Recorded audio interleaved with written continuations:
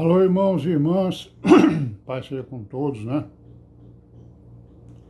Nesse dia 5 de julho, né, de 2020, aliás, julho não, agosto, ficando broco, né, irmãos? É 5 de agosto de 2020. Tomara que eu não tenha errado as outras datas aí para trás, né? Pois é, estamos aqui de novo, vivos, graças a Deus, para continuarmos aí com a nossa meditação. Quando nós terminarmos aqui a lei de Moisés, nós vamos fazer um fecho, né, de todas essas coisas que nós estamos meditando, porque a gente tem um objetivo, né? Quando a gente começou a falar, a publicar esses vídeos aí, essas meditações, nós começamos falando, né, das pragas, né, que correrão, que acontecerão na face da terra e que são sinais, né, irmãos, que vão acontecer aqui na terra, sinais estes serão, que acontecerão antes da vinda do Senhor Jesus, né? Para arrebatar a sua igreja e para governar o milênio. Bom, então nós estamos fazendo uma revisão rápida da lei de Moisés, né? Porque era uma lei importante para toda a cristandade, para toda a igreja, porque o Novo Testamento ele é baseado no segundo, né? Aliás, o Segundo Testamento, o Novo, é baseado no Antigo, né? O segundo é baseado no primeiro. Principalmente nessa parte que nós estamos vendo, né? Que são as leis morais, né? As leis éticas, né? As leis morais. Mas também tem a lei, né? Mas também tem a lei que, digamos assim, que se tornou realidade, né? Aquilo que era sombra na adoração se tornou realidade na graça, né? Conforme nós temos entendido. Quer dizer, o sacrifício que o Senhor Jesus fez no madeiro, ele é exatamente a grande realidade de todas aquelas sombras das ordenanças da lei de Moisés, né? Não é isso? E cada coisa daquela significa uma coisa, é uma sombra, né? É uma sombra do Novo Testamento, né? Tanto do sacrifício do Senhor Jesus, como também tem algumas coisas que são sombra do milênio e outras que são sombra da eternidade, né? Então, por exemplo, vamos citar um exemplo aqui, né, que o irmão Messias, né, Santos, lá do Acaracuzinho, ele nos perguntou aí sobre a medida daquela cidade do capítulo 48 de Ezequiel, né? Aquelas medidas lá, né? Então, aquela cidade ali que tem medidas em quadrado, né?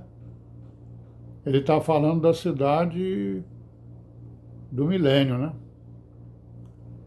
Então, se a gente for lá para a lei de Moisés, nós vamos ver que o tabernáculo ele tinha suas medidas, não é isso?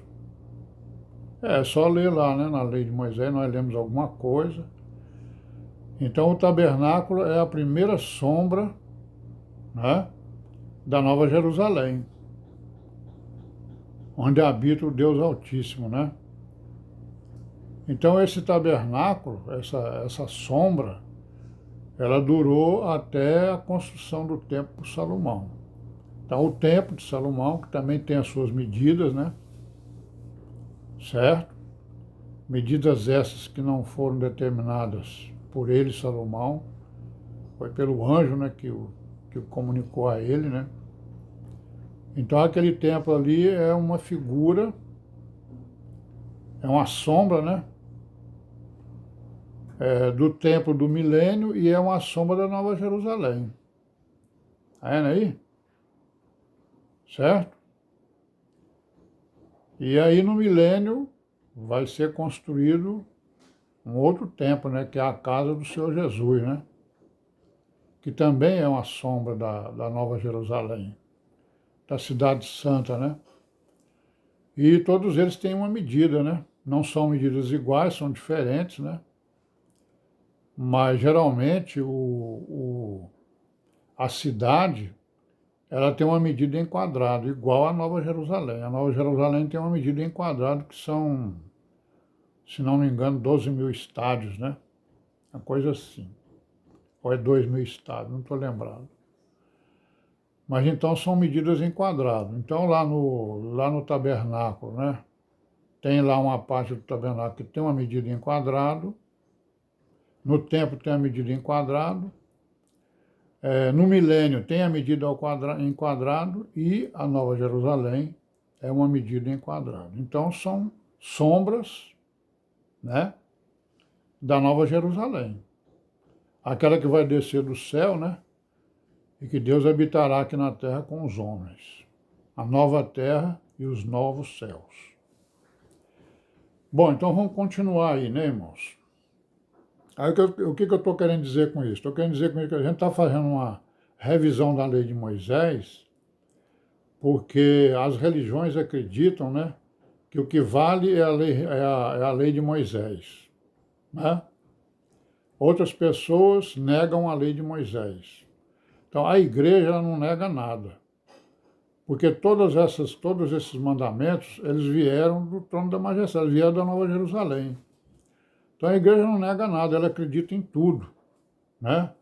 Principalmente as virgens prudentes, né?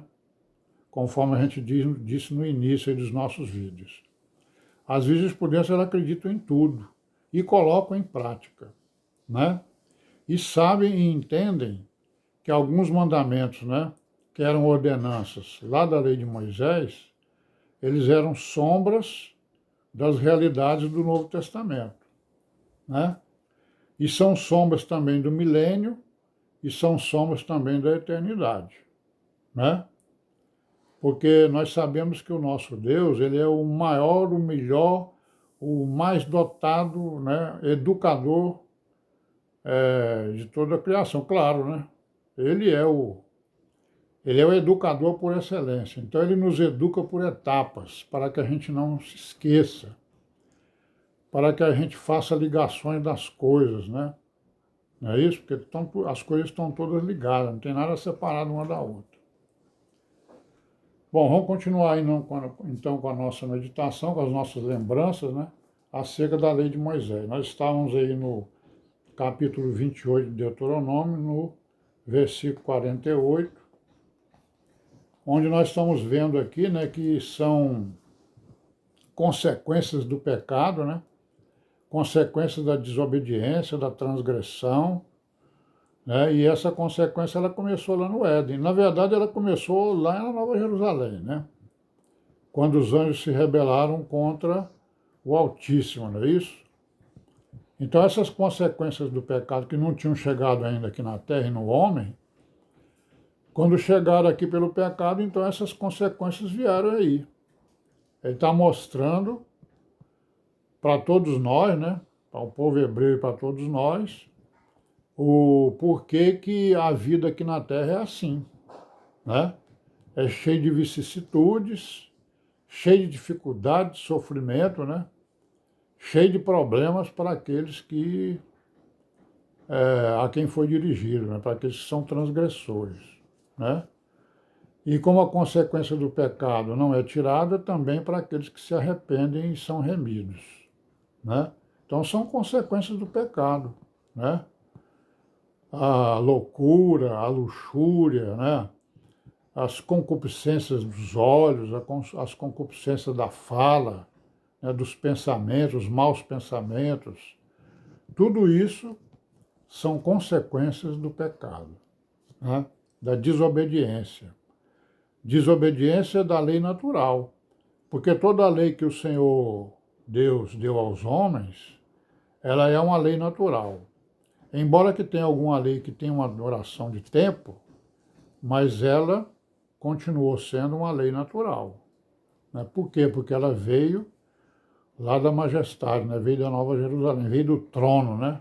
Do Deus Altíssimo. Não foi um homem, não foi ninguém, né? Que criou isso conforme dizem algumas religiões, conforme dizem algumas teorias, algumas filosofias, algumas teologias, teocracias, né? Que são contrárias à doutrina da igreja, à doutrina do Altíssimo. Amém, irmãos? Então vamos parar por aqui hoje, né? Paz seja com todos, em nome do Senhor Jesus. E até amanhã, se Deus quiser.